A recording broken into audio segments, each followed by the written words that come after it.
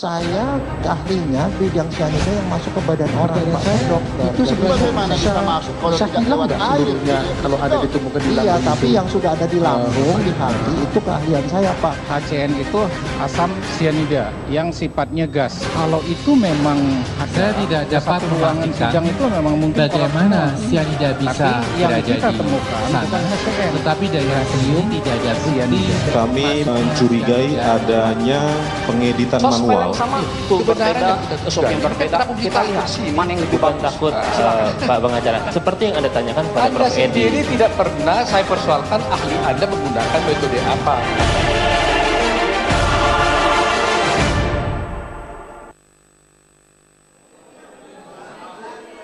Pemirsa, Anda kembali menyaksikan kabar khusus bersama saya Dita Faisal. Kali ini masih dengan persidangan dengan kasus yang sama, yaitu kopi bersianida dengan terdakwa Jessica Kumala Wongso.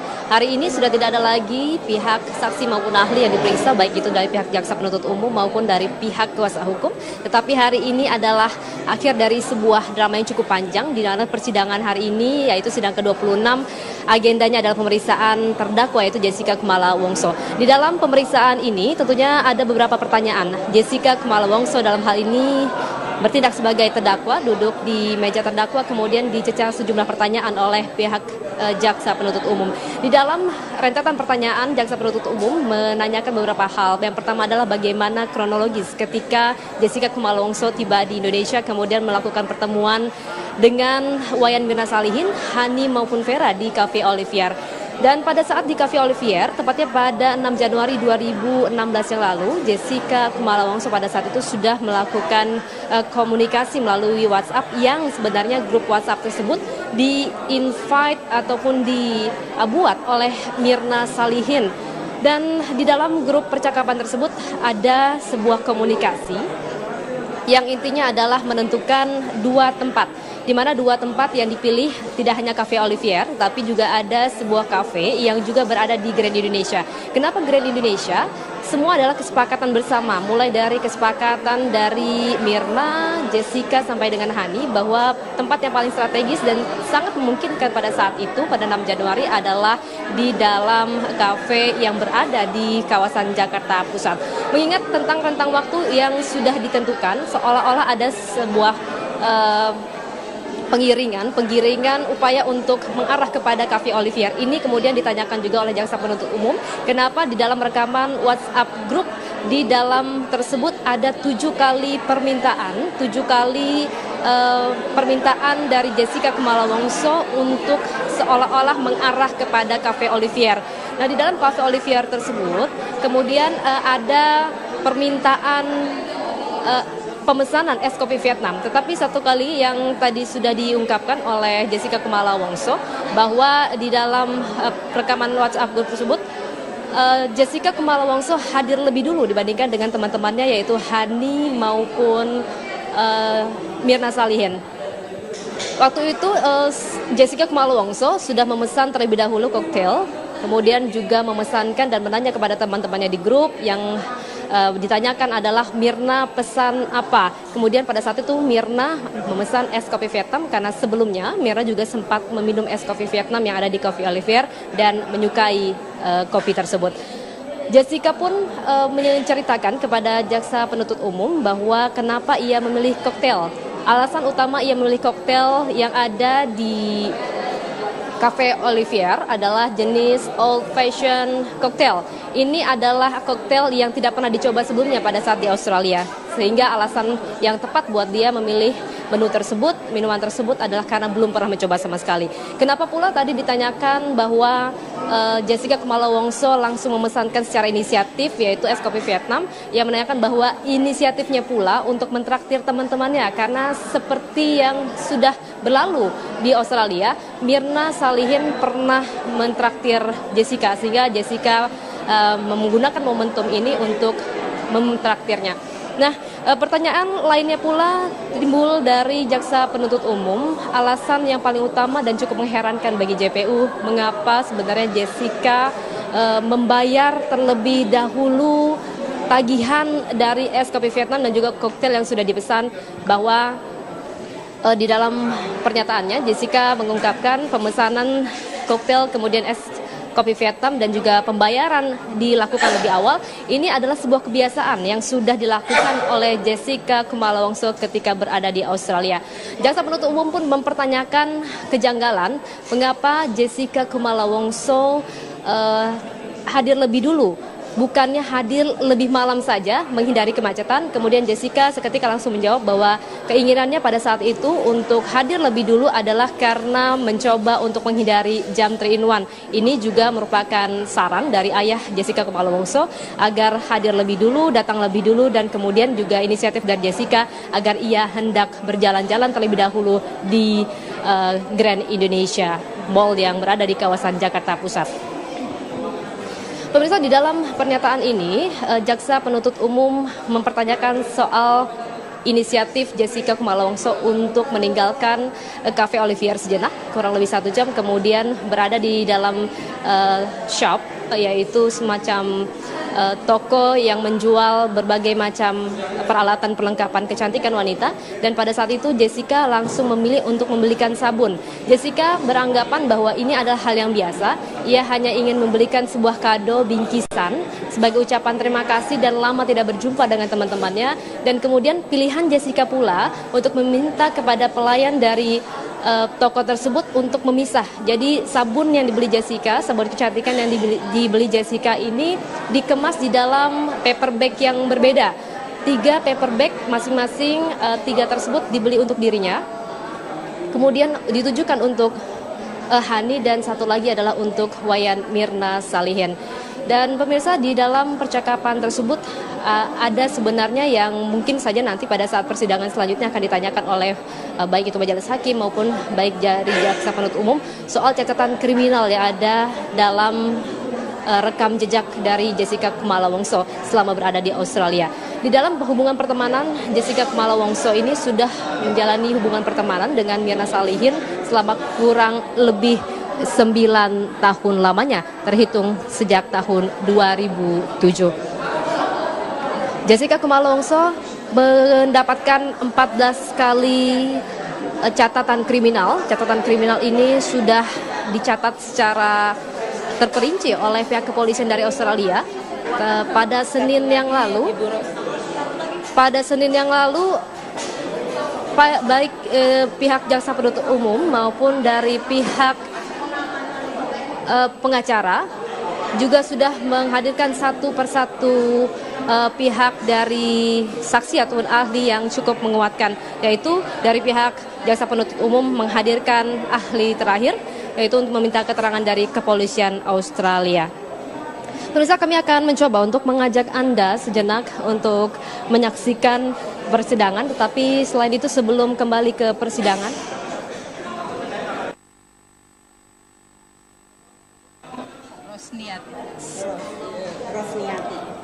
sebelum sampai ke persidangan, pemirsa, kami akan ajak Anda untuk sejenak berbincang-bincang dengan 2 orang narasumber saya, yaitu ibunda dari Mirna Salihin yang ada di ujung di pojok sana. Kemudian juga ada lagi salah satu narasumber, Bu Rosniati Salihin. Bu Rosniati sebagai siapa? Saya kakaknya dari Darmawan Salihin, ayahnya Mirna. Ya, selama ini kami jarang mendengar statement dari Ibu Ros. Saya panggil Ibu Ros, betul? Ya, betul. Ibu Ros, dan kemudian saya juga nanti akan berbincang dengan ibunda, ibu kandung dari Wayan Mirna Salihin. Terima kasih atas kehadiran. Tapi saya akan coba dulu untuk bertanya kepada Ibu Ros. Ibu Ros, Ibu selaku kakak kandung dari Pak Edi. Ya. Lalu apa sebenarnya yang Ibu dapat petik? Walaupun ini bukan kesimpulan, karena yang berhak memutuskan adalah majelis hakim. Apa yang dapat Ibu petik dari sekian banyak persidangan? Total ada 22 persidangan sebelum hari ini. Iya. Selama ini kami sekeluarga, kita kompak mengikuti. Karena kehilangan Mirna itu buat saya hampir seperti kehilangan anak saya sendiri. Karena Mirna dan kembarnya dan anak saya itu seumur. Jadi dari kecil saya melihat Mirna tumbuh sampai menikah, ya, dan saya sangat dekat, memiliki kedekatan dengan Mirna, emosional. Maka itu kepergian Mirna merupakan pukulan yang sangat berat. Saya adalah tantenya yang disebut-sebut oleh Jessica yang ditemui di rumah duka. Jadi Jessica itu tidak datang setelah kejadian, seperti Hani kan terus datang dan menceritakan semuanya.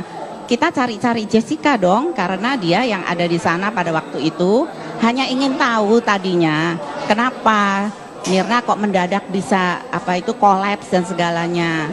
Jadi saya itu dengan sopan santun saya itu mendatangi Jessica karena dia hanya datang 10 menit, ya. Itu pun dengan wajah yang tanpa empati dan tidak menyatakan bela sungkawa sama sekali. Dia duduk di pojokan, saya datangi, saya bilang, Jessica, saya hanya ingin tahu apakah Mirna ada pesan-pesan terakhir dan apakah ada orang-orang lain di sana. Saya juga tidak ngerti kenapa kok Mirna bisa mendadak pergi. Mungkin Jessica bisa ceritakan. Lalu seperti yang dia katakan, katanya saya seolah-olah mengintimidasi Jessica. Dan itu saya bantah sekali karena saya menanyakan kepada dia itu baik-baik karena belum tahu pada waktu itu bahwa Mirna itu terbunuh begitu loh. Kita taunya Mirna sakit apa ya, kok belum tahu gitu ya kita. Jadi saya tanya. Lalu dia dengan jawaban yang tanpa empati itu mengatakan bahwa ya begitu kejadiannya begitu. Lah saya bilang tapi kan agak aneh ya Jess, mungkin ingat-ingat deh, ada nggak hal-hal lain yang kejadian sebelum Mirna terus kolaps begitu saja? Lalu dia memandang saya dan mengatakan, saya tidak memasukkan apa-apa ke dalam kopinya Mirna. Saya kaget, saya bilang, Jessica, tunggu dulu, kamu jangan bernafsu begitu, ya kan? Saya sendiri pada waktu itu merasa kok kurang ajar sekali. Saya ini kan cukup tua untuk menjadi ibunya, masa dia mengatakan itu kepada saya. Saya bilang maksudnya memasukkan apa? Ya kan? Kita belum tahu. Dan kalau memang Jessica mengatakan itu, nanti mungkin Jessica harus mencatat semuanya. Nanti kalau ada pemeriksaan polisi baru katakan, saya bukan polisi, saya bukan penyidik, saya ini kan hanya keluarga. Lalu dia memandang saya lagi dan bilang lagi, saya tidak memasukkan apa-apa ya ke kopinya Mirna. Dan setelah itu dia pergi. Baik. Tadi Ibu sudah mengatakan bahwa sebenarnya selama beberapa hari di rumah duka tidak terlihat sedikit pun wajah Jessica ada di sana. Dia tidak datang. Teman-temannya selalu datang. Nah lalu waktu itu Jessica bersama siapa? Dia datang bersama ayahnya. Cuma satu kali? Satu kali, dan itu setelah Mirna petinya ditutup. Mungkin dia tidak berani datang sewaktu Mirna petinya belum ditutup. Dan waktu peti setelah ditutup, keesokan harinya, dia tadi tidak ingat dia datang jam berapa. Saya ingat dia itu kira-kira jam 2 karena saya habis menjemput anak saya yang bekerja di Bali. Saya jemput terus saya bawa ke rumah duka. Jam 2 siang, itu berapa hari setelah kematian itu, di rumah duka? Itu malam sebelum besoknya dikubur. Jadi itu kira-kira kan jam 2. Kita baru tahu bahwa ada kematian tidak wajar setelah Pak Krisnamurti itu datang hampir tengah malam Sabtu itu. Jadi sebelum itu kami tidak tahu gitu. Baik. Pada saat itu kan Ibu Ros tentu senang juga karena Jessica datang yang ditunggu-tunggu. Kemudian bagaimana respon dari ayahnya? Apakah ada upaya untuk mendekati Ibu Ros selaku perwakilan dari keluarga? Kemudian ada ucapan bela sungkawa dari seorang ayah Jessica? Tidak ada. Jadi ayahnya Jessica duduk di meja lainnya di seberang. Saya tanya sama dia, Jessica datang sama siapa? Lalu dia bilang dengan papa. Oh, di mana papahnya gitu kan? Oh, duduk situ. Saya bilang, terima kasih ya gitu. Saya menyapa ayahnya ya sebagai sopan santun ya. Nah, terus saya ngobrol gitu. Saya sejenak ke ibunda dari almarhum Wayan Mirna Salihin. Ibu, tadi keterangan dari Ibu Ros juga mengatakan bahwasanya cukup terkaget-kaget ketika Jessica datang, dan lebih kaget lagi pada saat Jessica bilang, saya bukanlah orang yang menaruh apapun di dalam sebuah kopi. Nah, di dalam pernyataan sebelum-sebelumnya pernah tidak Jessica mengatakan, saya boleh tidak izin untuk melihat almarhum Wayan Mirna Salihin sebelum ia dikuburkan atau bagaimana? Adik saya sih yang bukan adik saya. Jadi Sandy sendiri waktu di Abdi Waluyo ya, dia pamitan sama Mirna. Pamitan terus cium keningnya katanya. Pada saat di peti sudah tidak ada lagi? Nggak ada komunikasi lagi. Apa yang Anda rasakan pada saat itu melihat suatu kejanggalan atau memang waktu itu hanya seketika saja cukup Ibu Ros waktu itu yang melihat? Nggak ada sama sekali kecurigaan? Kita sama sekali nggak curiga sama siapa-siapa ya. Justru kita didatengin polisi, jadi kita harus mencari tahu semuanya. Kalau nggak polisi nggak datang juga kita nggak tahu. Akhirnya kita coba cari Google kemana-mana gitu loh. Akhirnya ya ternyata seperti itu ceritanya. Ya karena pada waktu itu ibunya itu sudah sampai berpingsan-pingsan sehingga pada waktu Jessica datang, ibunya ini Santi kasih tahu saya, Kak, itu Jessica, yang satunya lagi. Kalau Hani itu sudah setiap hari datang dan nangis, cerita, kita sudah ini. Yang mana yang satunya lagi itu loh, katanya lagi datang. Tolong Kak, tanya ini, ketemuin. Itulah makanya saya itu ceritanya ingin berkenalan ya. Siapa tahu kita bisa dapat informasi, tapi bukan menuduh dia karena belum jelas ini loh kejadian ini. Kita semuanya masih gelap waktu itu kan, kita juga lagi bersedih, mengurus peti, mengurus ini itu, mengurus penguburan. Kita sendiri itu masih bingung gitu loh pada waktu itu. Tapi yang saya katakan adalah bahwa dari pertama saya melihat Jessica, anak ini memang memiliki sesuatu kekuatan batin ya yang sangat keras dan juga sangat yakin kepada dirinya. Dan itu mengatakan kepada saya itu dengan sebagai orang yang agak lebih jauh lebih tua, itu pun dia anggap enteng, tanpa empati, sopan santun pun tidak ada.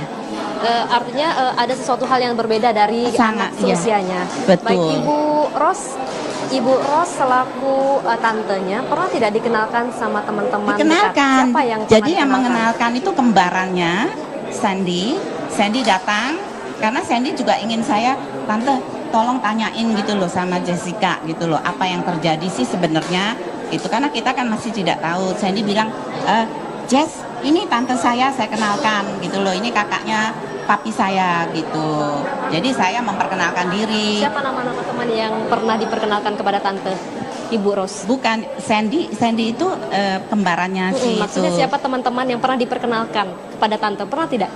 Tante ini loh teman-temannya namanya Hani, ini yang pernah diperkenalkan. Ada, pokoknya kalau teman-teman dekatnya saya rata-rata sudah bertemu. Kalau nama kan saya tidak satu-satu, tapi yang mukanya Jessica ini baru kali itu saya lihat gitu loh. Baik, saya coba ke Ibu Sianti. Ibu Sianti melihat kembali kepada persidangan yang ke-26 ini. Yeah. Kemudian pemeriksaan terdakwa, tidak ada lagi sudah saksi, tidak ada pula ahli yang dihadirkan, baik itu kuasa hukum maupun pihak penuntut umum. Kuasa hukum maupun penuntut umum. Lalu apa yang dapat Anda sampaikan tentang pemeriksaan yang disampaikan oleh Jessica tadi pada saat di persidangan? Sekarang kan saksinya dari pengacara ya, pengacaranya Jessica ya, dan Jessica-nya sendiri yang bersaksi ya, dan semua yang dia bicarakan, ditanyakan oleh JPU, kayaknya benar-benar itu udah disiapin ya pertanyaan-pertanyaannya. Mereka memang sudah siapin, sudah tahu. Tapi saya percaya di sini kan ada yang lebih tinggi lagi. Ya, saya berharap sama Tuhan aja keadilan harus ditegakkan di Indonesia ini. Kalau di persidangan sebelumnya ada beberapa juga ahli yang dihadirkan oleh pihak kuasa hukum maupun ahli dari pihak jasa penuntut umum. Tapi saya akan lebih condong kepada kuasa hukum yang sudah menghadirkan mulai dari ahli toksikologi, kemudian juga ahli forensik, yang mana pernyataan yang sangat janggal atau tidak memungkinkan buat Anda sebagai Ibunda Mirna Salihin. Maksudnya yang dari saksi yang terakhir? Dari saksi yang sudah pernah dihadirkan oleh kuasa hukum. Semua dari saksi saya atau dari saksi dari kuasa hukum? Kuasa hukum ya. Semua saya lihat percuma ya saya dengarkan mereka. Yang ada cuman kebohongan ya. Jadi ya udah saya serahin aja lagi ke hakim dan biar hakim aja yang menentukan. Saya rasa hakim lebih tahu ya. Kalau Baik, kita akan coba untuk melanjutkan kembali karena kedua orang yang hadir hari ini, baik tante dari Myrna Salihin maupun ibunda juga cukup penting bagi masyarakat untuk mengetahui bagaimana yang ingin disampaikan oleh publik dan juga masyarakat tentang kematian dari Myrna Salihin. Pemirsa, kami akan kembali hadir dengan kabar khusus usai jeda sesaat lagi. Tetaplah bersama kami.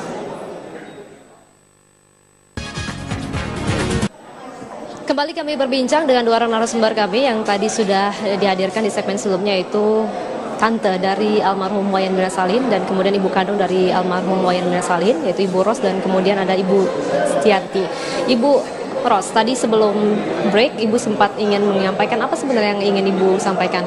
Ya, kami atas nama keluarga besar mengucapkan banyak terima kasih ya kepada masyarakat maupun kepada hakim dan JPU yang telah bekerja ya siang malam, dan kami tahu bahwa peradilan ini sudah berjalan sampai 26 kali dan kami juga tidak tahu kapan sampai selesainya.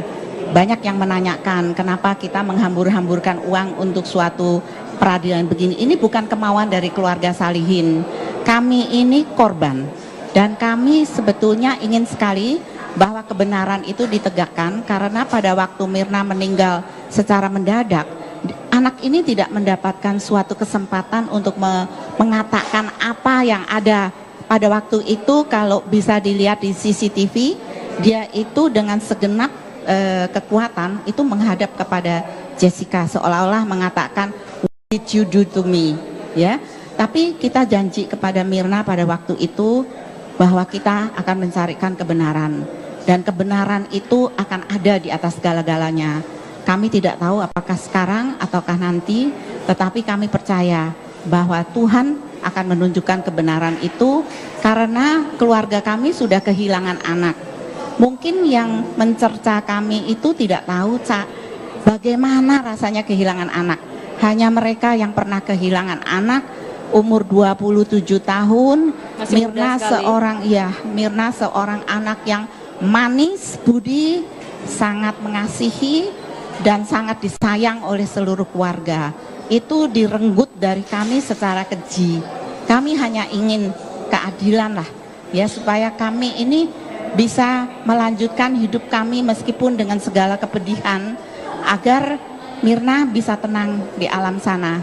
Sebab setelah semua keadaan ini selesai, kami akan melakukan persembahyangan untuk Myrna agar arwahnya bisa tenang di sana.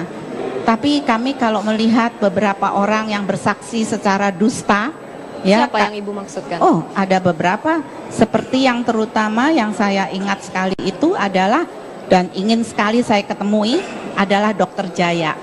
Karena Dr. Jaya itu yang sebetulnya melakukan formalin kepada Myrna, karena di Abdi Waluyo itu pada waktu itu kan keadaan sudah mendesak dan mereka tidak memiliki tempat jenazah, sehingga dipanggillah Jaya itu oleh Abdi Waluyo, dan dia bersaksi mengatakan bahwa tidak ada apa-apa terhadap Myrna, padahal dia tahu bahwa ada kejadian yang tidak wajar karena dia kan ahli forensik.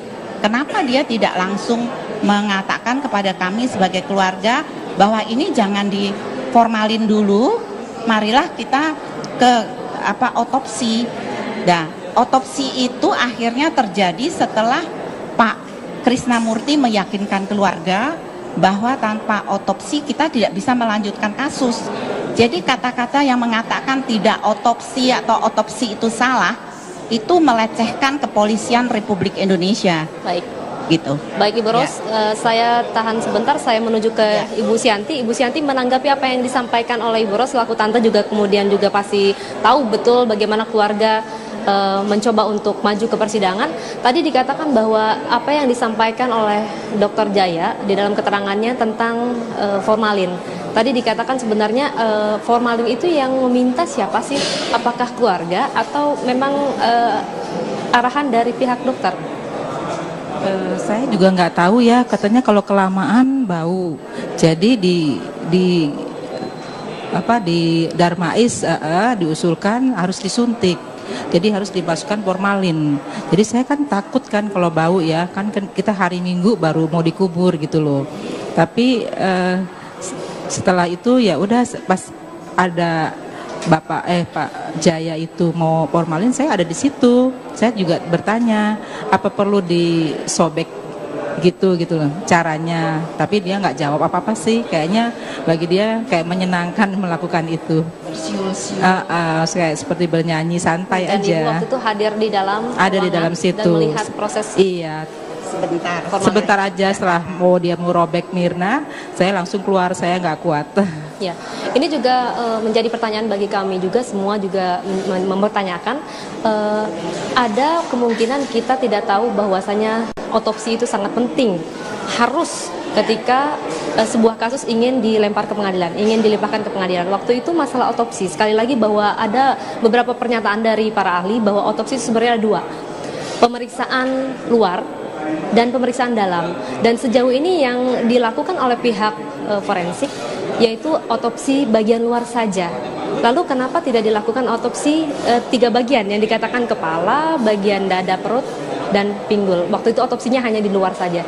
Ya itu mengada-ada saja sih. Saya sih udah ikut prosedur dari kepolisian ya. Mereka kan lebih tahu ya. Artinya jadi, waktu itu sempat ditanyain pihak keluarga bahwasanya Mirna jenazahnya harus diotopsi dan keluarga setuju. Pertama tidak setuju, tapi kami harus kan berembuk ya. Kami kan punya keluarga besar ya, dan harus diomongin. Dan Mirna baru kawin dan kita harus persetujuan dari suaminya dong gitu loh. Kan namanya juga habis merit, terus kejadian seperti ini, siapa yang tega gitu loh. Apalagi saya seorang ibu, nggak tega sih sebenarnya. Masa udah meninggal terus mau di black gitu. Saya pikir kan kalau otopsi itu kan dibongkar-bongkar ya. Kita takut gitu loh, kasihan, bukan apa-apa. Kita sebagai orang tua yang ngelahirin, terus gak ada mendadak, terus mau diotopsi, rasanya gimana deh sebagai ibu gitu loh. Jadi kami setelah berembuk lama sekali, ya udah kita memutuskan semua mau diotopsi. Padahal pada waktu itu peti kan sudah ditutup, ya. Tapi karena Pak Krisnamurti datang, lalu menjelaskan kepada kami bahwa otopsi itu dilakukan di Rumah Sakit Kramat Jati, Kepolisian Kramat Jati. Jadi itu dilakukan menurut semua sesuai prosedur. Ketentuan prosedurnya kepolisian.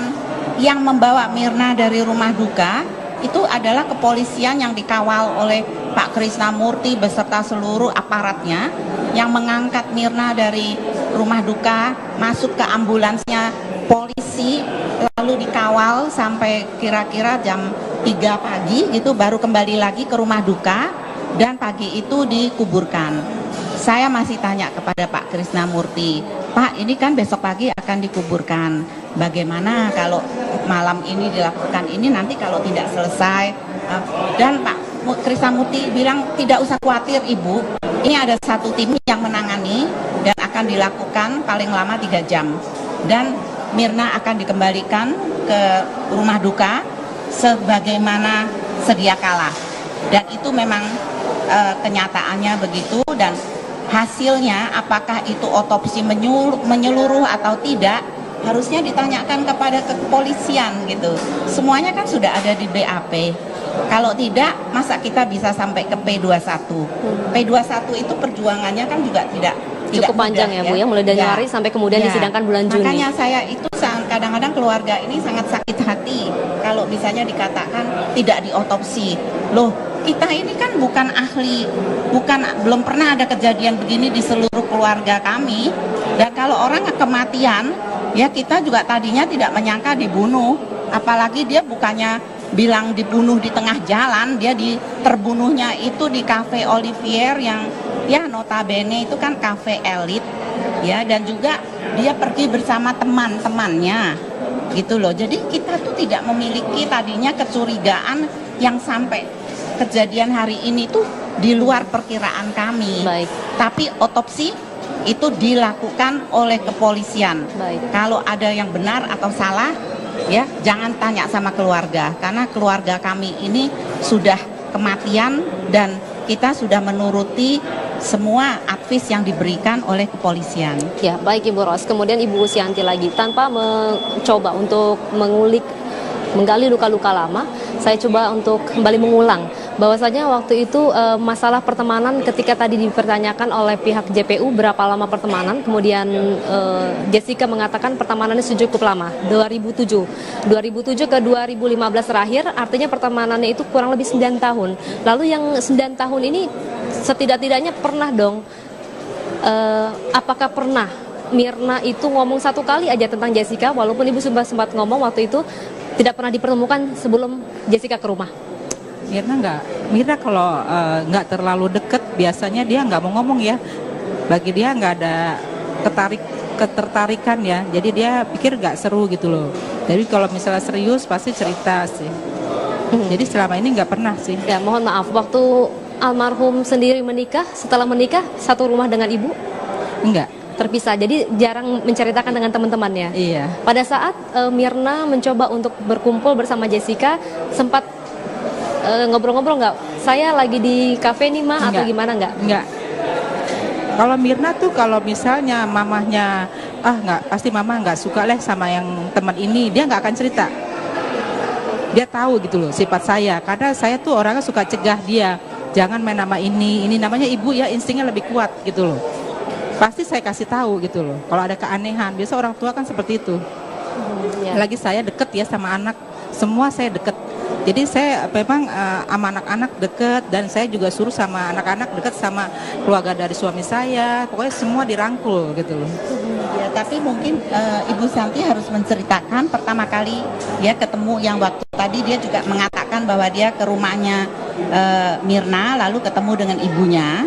Lalu pada waktu itulah Jessica itu memeluk dengan erat, seolah-olah itu kenal dekat dengan ibunya. Iya. Coba di review kembali Bu, waktu pertemuan pertama kali dan terakhir antara ibu dengan Jessica. Oh iya, itu baru pertama kali ke rumah, ke atas. Terus Mirna cari saya nggak tahu dia bawa temen. Saya pikir Mirna aja gitu loh. Ya udah naik ke atas, saya lihat kok bawa temen gitu loh.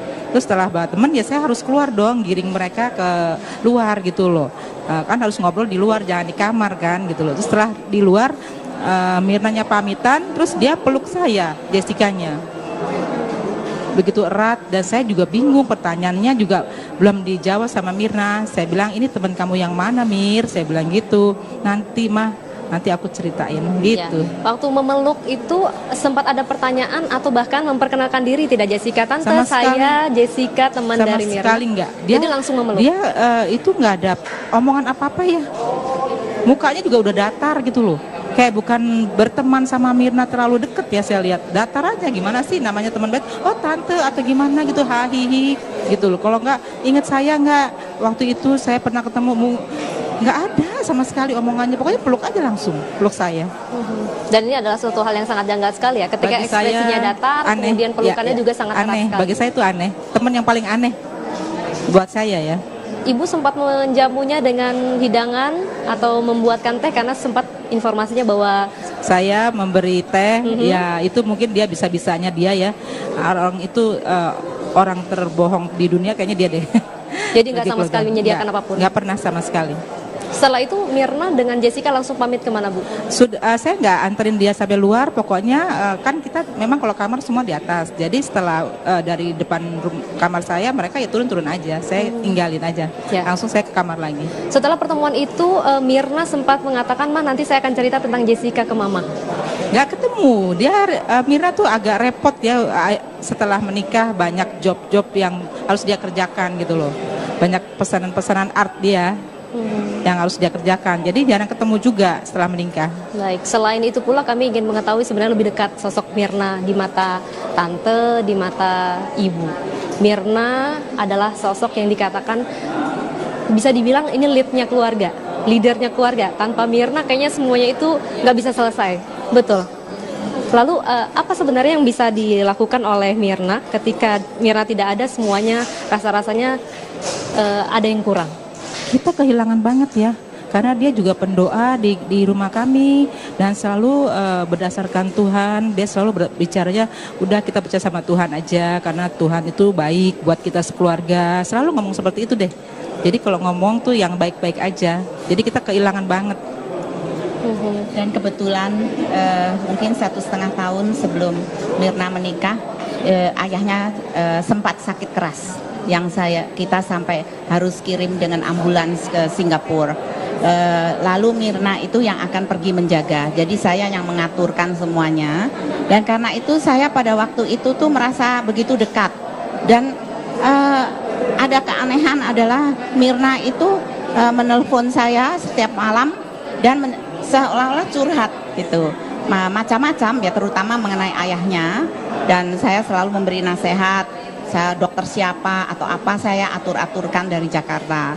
Lalu ada satu hal yang Mirna katakan kepada saya yang saya tidak akan lupa, adalah dia bilang kepada saya, kalau panggil saya kan tante tuh, kalau bahasa kita Ii, saya sudah terima Tuhan dengan sepenuh hati.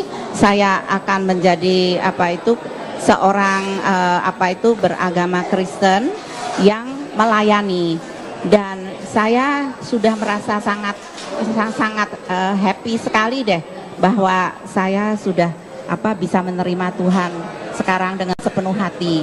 Dan kata-kata itu tidak akan saya lupakan, karena mungkin itu kata-kata terakhir yang dia ingin menghibur keluarganya untuk kepergian yang tentu selamanya tidak dapat kami lupakan. Baik, terima kasih Ibu Ros, terima kasih juga Ibu Sianti atas informasi yang diberikan kepada kami. Dan pemirsa, kami akan menghadirkan lagi informasi lainnya yang cukup penting untuk Anda di dalam kabar khusus tentang persidangan pemeriksaan terdakwa Jessica Kumala Wongso sesaat lagi. Lalu waktu itu Jessica bersama siapa? Dia datang bersama ayahnya. Cuma satu kali? Satu kali, dan itu setelah Mirna petinya ditutup. Mungkin dia tidak berani datang sewaktu Mirna petinya belum ditutup. Dan waktu peti setelah ditutup, keesokan harinya, dia tadi tidak ingat dia datang jam berapa.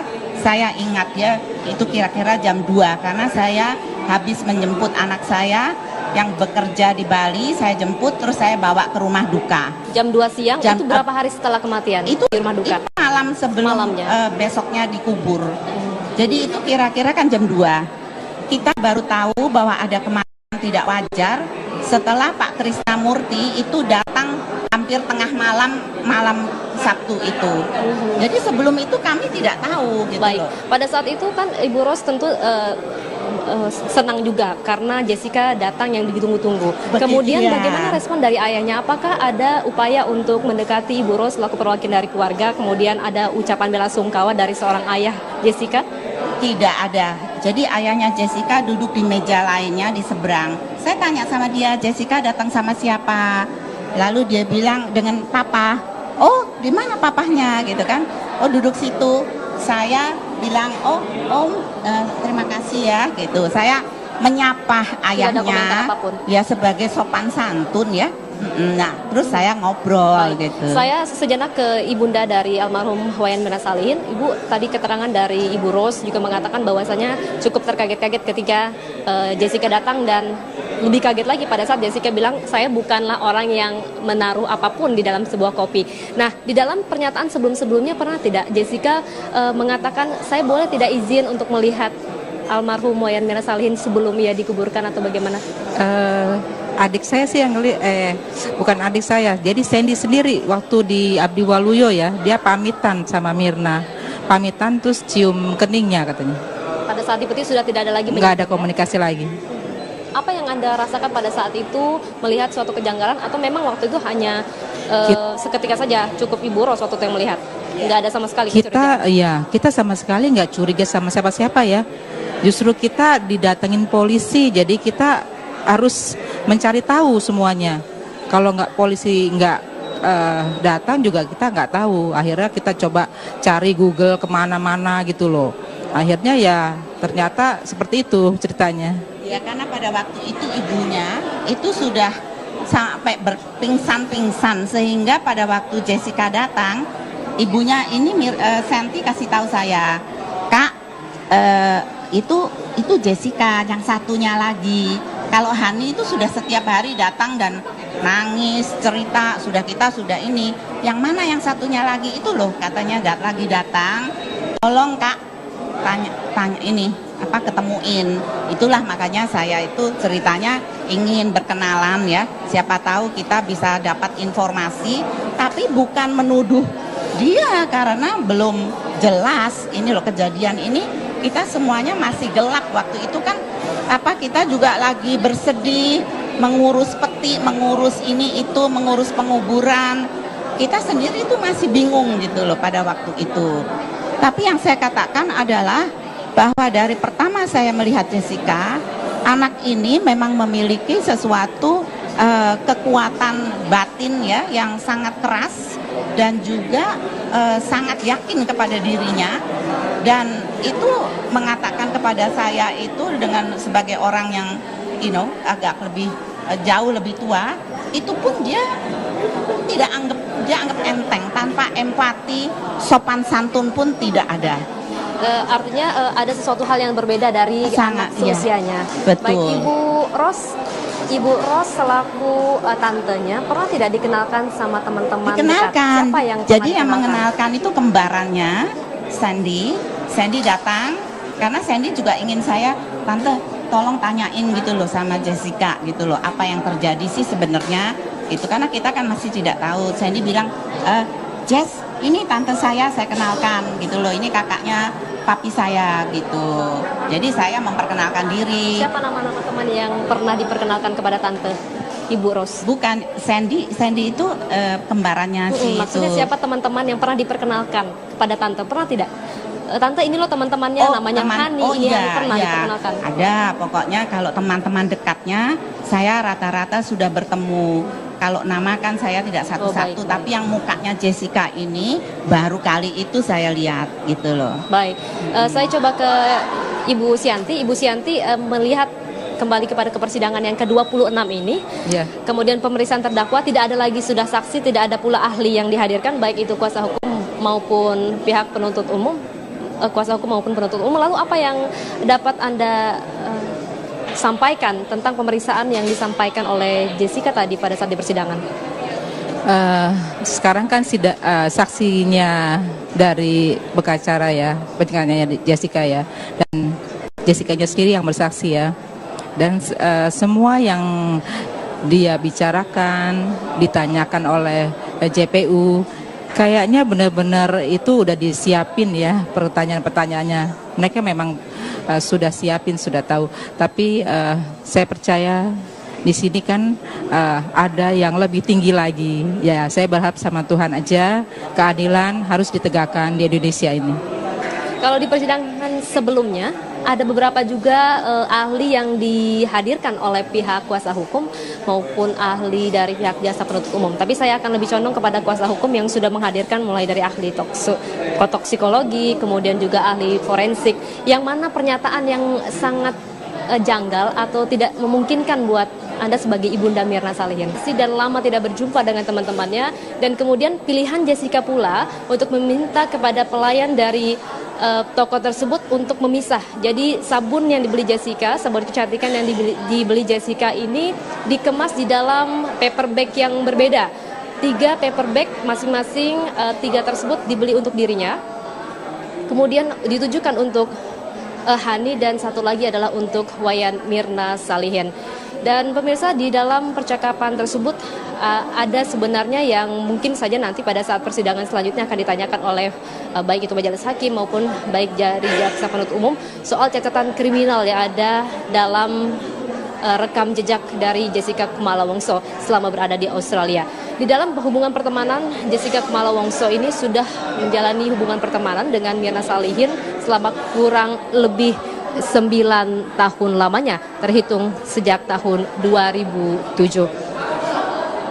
Jessica Kumala Wongso mendapatkan 14 kali catatan kriminal. Catatan kriminal ini sudah dicatat secara terperinci oleh pihak kepolisian dari Australia.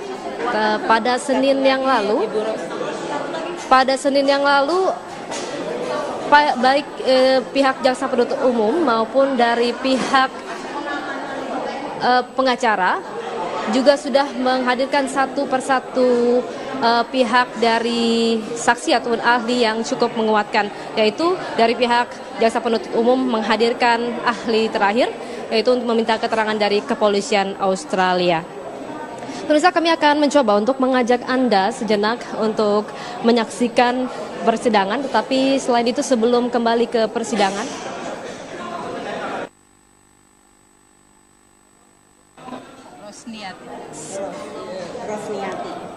sebelum sampai ke persidangan, pemirsa, kami akan ajak Anda untuk sejenak berbincang-bincang dengan dua orang narasumber saya, yaitu ibunda dari Mirna Salihin yang ada di ujung di pojok sana. Kemudian juga ada lagi salah satu narasumber, Bu Rosniati Salihin. Rosniati sebagai siapa? Saya kakaknya dari Darmawan Salihin, ayahnya Mirna. Ya, selama ini kami jarang mendengar statement dari Ibu Ros. Saya panggil Ibu Ros, betul? Ya, betul. Ibu Ros, dan kemudian saya juga nanti akan berbincang dengan ibunda, ibu kandung dari Wayan Mirna Salihin. Terima kasih atas kehadiran. Tapi saya akan coba dulu untuk bertanya kepada Ibu Ros. Ibu Ros, Ibu selaku kakak kandung dari Pak Edi. Ya. Lalu apa sebenarnya yang Ibu dapat petik? Walaupun ini bukan kesimpulan, karena yang berhak memutuskan adalah majelis hakim. Apa yang dapat Ibu petik dari sekian banyak persidangan? Total ada 22 persidangan sebelum hari ini. Iya. Selama ini kami sekeluarga, kita kompak mengikuti, karena kehilangan Mirna itu buat saya hampir seperti kehilangan anak saya sendiri. Karena Mirna dan kembarnya dan anak saya itu seumur. Jadi dari kecil saya melihat Mirna tumbuh sampai menikah, ya, dan saya sangat dekat, memiliki kedekatan dengan Mirna, emosional. Maka itu kepergian Mirna merupakan pukulan yang sangat berat. Saya adalah tantenya yang disebut-sebut oleh Jessica yang ditemui di rumah duka. Jadi Jessica itu tidak datang setelah kejadian. Seperti Hani kan terus datang dan menceritakan semuanya.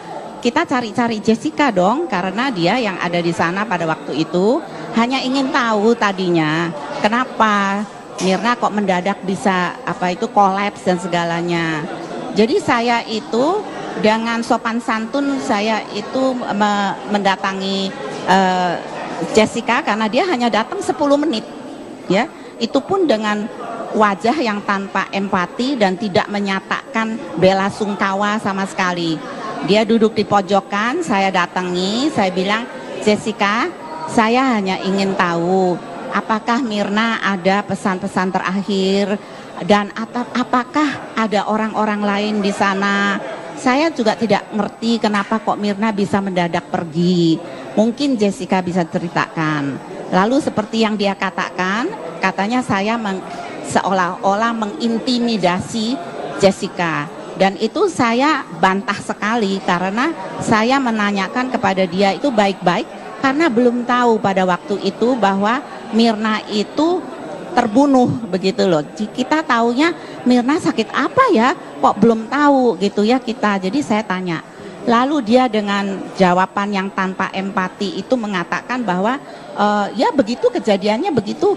Lah saya bilang, tapi kan agak aneh ya Jess, mungkin ingat-ingat deh, ada nggak hal-hal lain yang kejadian sebelum Mirna terus kolaps begitu saja. Lalu dia memandang saya dan mengatakan, saya tidak memasukkan apa-apa ke dalam kopinya Mirna. Saya kaget, saya bilang, Jessica, tunggu dulu, kamu jangan bernafsu begitu, ya kan? Saya sendiri pada waktu itu merasa kok kurang ajar sekali. Saya ini kan cukup tua untuk menjadi ibunya, masa dia mengatakan itu kepada saya. Saya bilang maksudnya memasukkan apa, ya kan? Kita belum tahu.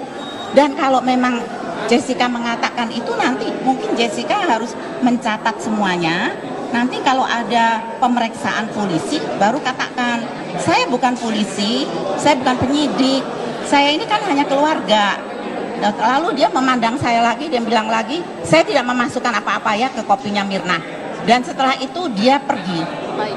Tadi Ibu sudah mengatakan bahwa sebenarnya selama beberapa hari di rumah duka tidak terlihat sedikit pun wajah Jessica ada di sana. Dia tidak datang. Teman-temannya selalu datang. Nah, maksudnya yang dari saksi yang terakhir? Dari saksi yang sudah pernah dihadirkan oleh kuasa hukum. Semua dari saksi saya atau dari saksi dari kuasa hukum? Kuasa hukum ya. Semua saya lihat percuma ya, saya dengarkan mereka yang ada cuman kebohongan ya. Jadi ya udah saya serahin aja lagi ke hakim dan biar hakim aja yang menentukan. Saya rasa hakim lebih tahu ya. Kalau Baik, kita akan coba untuk melanjutkan kembali karena kedua orang yang hadir hari ini, baik tante dari Mirna Salihin maupun ibunda juga cukup penting bagi masyarakat untuk mengetahui bagaimana yang ingin disampaikan oleh publik dan juga masyarakat tentang kematian dari Mirna Salihin. Pemirsa, kami akan kembali hadir dengan kabar khusus usai jeda sesaat lagi. Tetaplah bersama kami. Kembali kami berbincang dengan dua orang narasumber kami yang tadi sudah dihadirkan di segmen sebelumnya, yaitu tante dari almarhum Wayan Mirna Salihin dan kemudian ibu kandung dari almarhum Wayan Mirna Salihin, yaitu Ibu Ros, dan kemudian ada Ibu Setianti. Ibu Ros, tadi sebelum break Ibu sempat ingin menyampaikan apa sebenarnya yang ingin Ibu sampaikan? Ya, kami atas nama keluarga besar mengucapkan banyak terima kasih ya kepada masyarakat maupun kepada hakim dan JPU yang telah bekerja ya siang malam, dan kami tahu bahwa peradilan ini sudah berjalan sampai 26 kali dan kami juga tidak tahu kapan sampai selesainya. Banyak yang menanyakan kenapa kita menghambur-hamburkan uang untuk suatu peradilan begini. Ini bukan kemauan dari keluarga Salihin. Kami ini korban dan kami sebetulnya ingin sekali bahwa kebenaran itu ditegakkan, karena pada waktu Mirna meninggal secara mendadak, anak ini tidak mendapatkan suatu kesempatan untuk mengatakan apa yang ada pada waktu itu. Kalau bisa dilihat di CCTV, dia itu dengan segenap kekuatan itu menghadap kepada Jessica seolah-olah mengatakan, "What did you do to me?"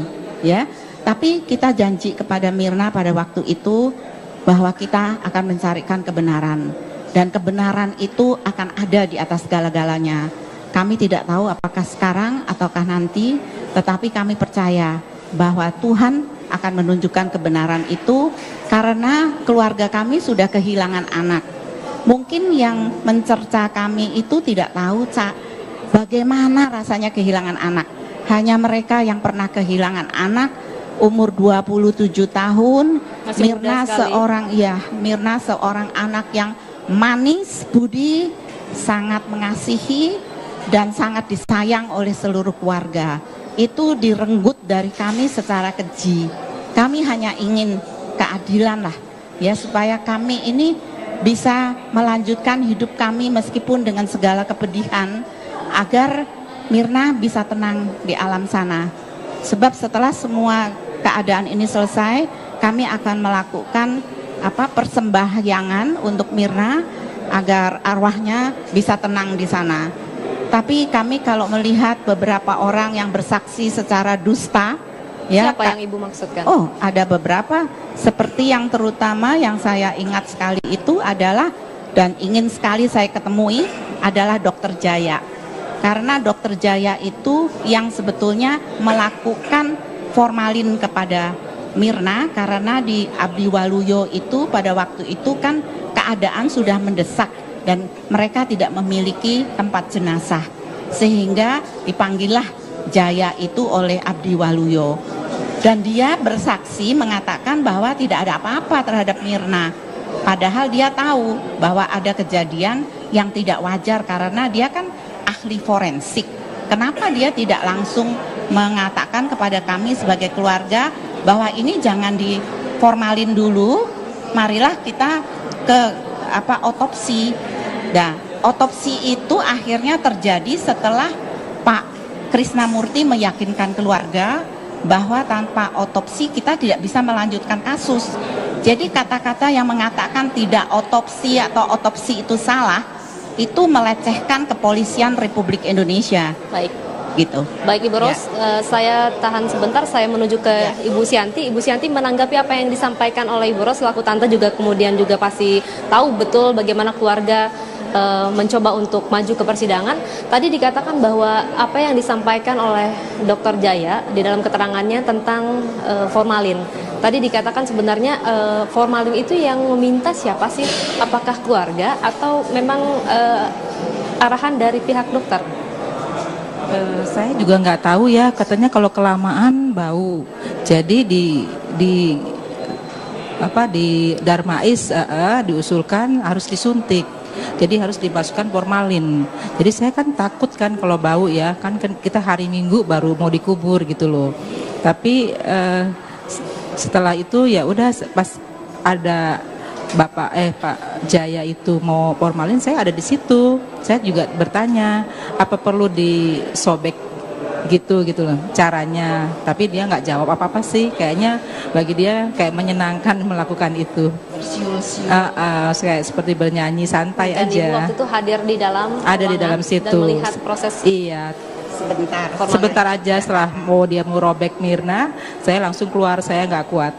Ya, ini juga menjadi pertanyaan bagi kami juga, semua juga mempertanyakan, ada kemungkinan kita tidak tahu bahwasanya otopsi itu sangat penting, harus ketika sebuah kasus ingin dilempar ke pengadilan, ingin dilimpahkan ke pengadilan. Waktu itu masalah otopsi, sekali lagi bahwa ada beberapa pernyataan dari para ahli bahwa otopsi sebenarnya ada dua, pemeriksaan luar dan pemeriksaan dalam. Dan sejauh ini yang dilakukan oleh pihak forensik yaitu otopsi bagian luar saja. Lalu kenapa tidak dilakukan otopsi 3 bagian yang dikatakan kepala, bagian dada, perut, dan pinggul? Waktu itu otopsinya hanya di luar saja. Ya itu mengada-ada saja sih. Saya sih udah ikut prosedur dari kepolisian ya. Mereka kan lebih tahu ya. Artinya jadi, waktu itu sempat ditanyain pihak keluarga bahwasanya Mirna jenazahnya harus diotopsi dan keluarga setuju.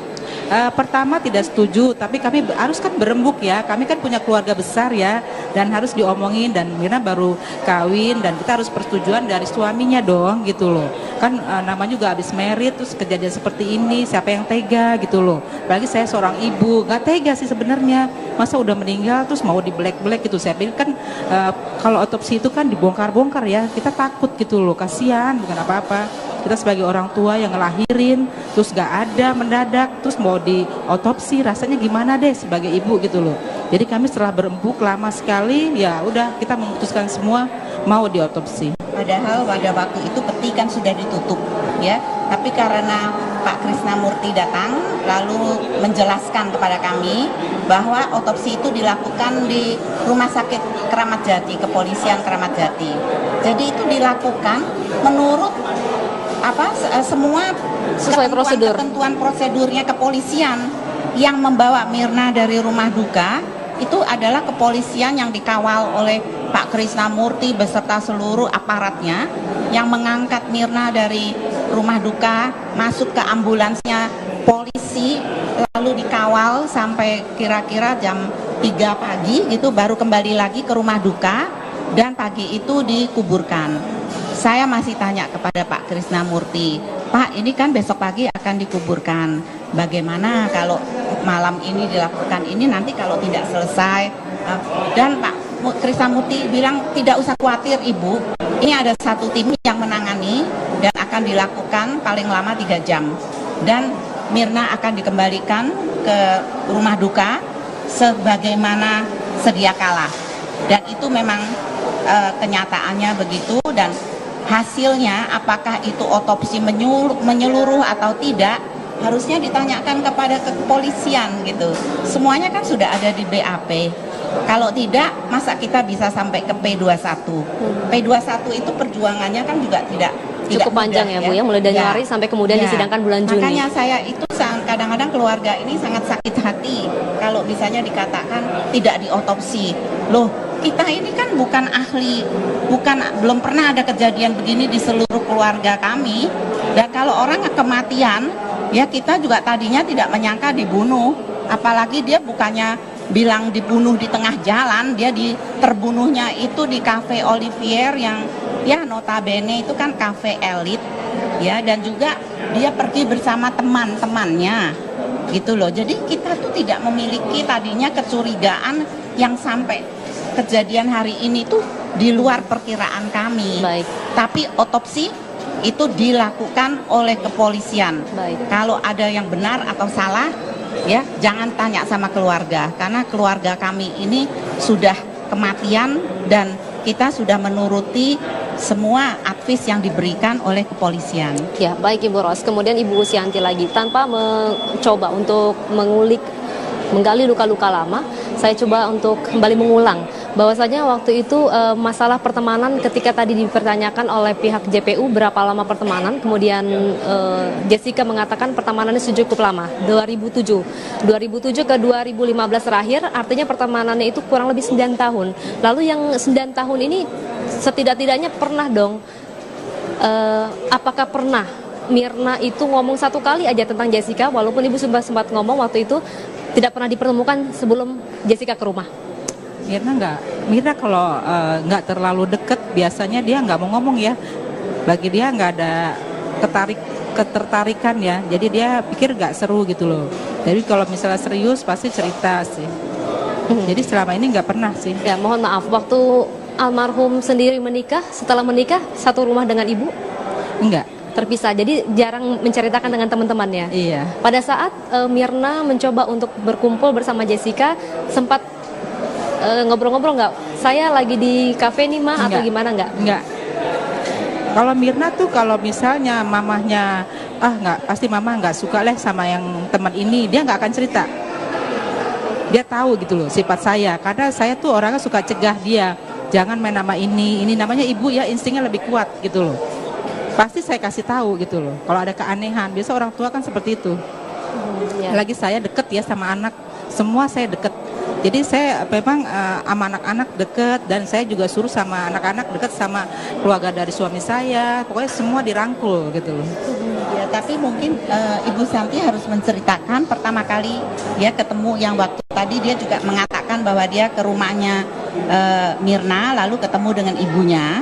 Lalu pada waktu itulah Jessica itu memeluk dengan erat, seolah-olah itu kenal dekat dengan ibunya. Iya. Coba di-review kembali Bu, waktu pertemuan pertama kali dan terakhir antara ibu dengan Jessica. Oh iya, itu baru pertama kali ke rumah, ke atas. Terus Mirna cari saya nggak tahu dia bawa temen, saya pikir oh Mirna aja gitu loh. Ya udah naik ke atas, saya lihat kok bawa temen gitu loh. Terus setelah bawa temen ya saya harus keluar dong, giring mereka ke luar gitu loh. Kan harus ngobrol di luar, jangan di kamar kan gitu loh. Terus setelah di luar Mirnanya pamitan, terus dia peluk saya, Jessica-nya. Begitu erat, dan saya juga bingung, pertanyaannya juga belum dijawab sama Mirna. Saya bilang, ini teman kamu yang mana Mir? Saya bilang gitu. Nanti aku ceritain gitu. Ya. Waktu memeluk itu sempat ada pertanyaan atau bahkan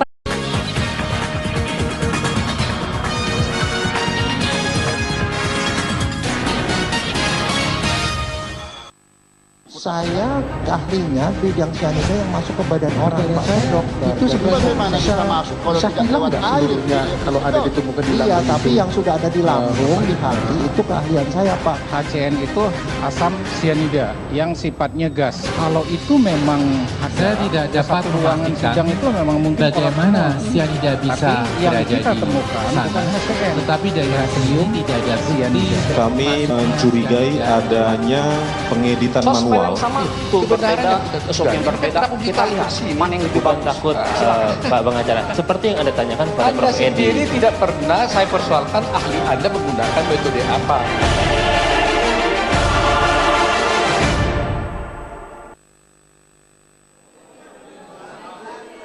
Pemirsa, Anda kembali menyaksikan kabar khusus bersama saya Dita Faisal. Kali ini masih dengan persidangan dengan kasus yang sama, yaitu kopi bersianida dengan terdakwa Jessica Kumala Wongso. Hari ini sudah tidak ada lagi pihak saksi maupun ahli yang diperiksa, baik itu dari pihak jaksa penuntut umum maupun dari pihak kuasa hukum. Tetapi hari ini adalah akhir dari sebuah drama yang cukup panjang, di mana persidangan hari ini yaitu sidang ke-26.